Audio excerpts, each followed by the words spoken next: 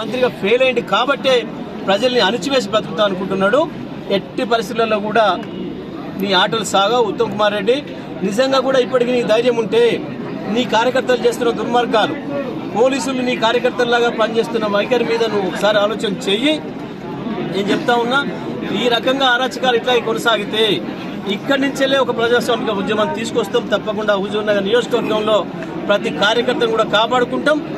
ఉత్తమ్ కుమార్ దుర్మార్గాల నుంచి మేము రక్షణ చేసుకుంటాం. మేము ఛాలెంజ్ చేస్తూ ఉన్నాం. ఉత్తమ్ కుమార్ బహిరంగ విచారణకు మేము సిద్ధంగా ఉన్నాం. ప్రతి పోలీస్ స్టేషన్ పరిధిలో మా వాళ్ళు వందలాది మంది మీద కేసులు పెట్టినారు దుర్మార్గంగా. అయినా మా కార్యకర్తలు ధైర్యంగా పోరాడుతున్నారు. నీ పనికి మళ్ళీ కేసులకు ఎవరు భయపడడానికి లేదు. మేము మా కార్యకర్తలందరూ కూడా చెప్తున్నాం, మన ప్రభుత్వం రాగానే ఈ దుర్మార్గంగా పెట్టిన అక్రమ కేసులు అన్నింటినీ కూడా తీసేస్తాం, అన్నింటినీ రద్దు చేస్తాం. ఏ పోలీస్ అధికారులు అయితే చట్టవిరుద్ధంగా ప్రవర్తిస్తున్నారో, తప్పుడు కేసులు బనాయిస్తున్నారో తప్పకుండా వాళ్ళపైన కేసులు పెడతాం. అదే పోలీస్ స్టేషన్ పరిధిలో వాళ్ళని నేరస్తులుగా నిలబెడతాం రాబోయే రోజుల్లో. ఇది మేము స్పష్టంగా చెప్తున్నాం.